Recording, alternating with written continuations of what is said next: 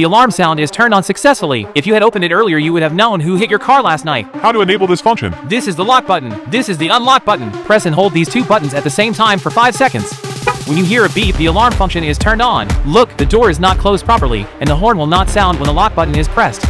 But if the car door is closed and the car lock button is pressed, the horn will sound, and you can leave with confidence. When you can't find your car in the parking lot, press the lock button and only the lights will flash. Now the horn will sound too. You can easily find your car by listening to the sound of the horn. Follow me to learn some car knowledge every day.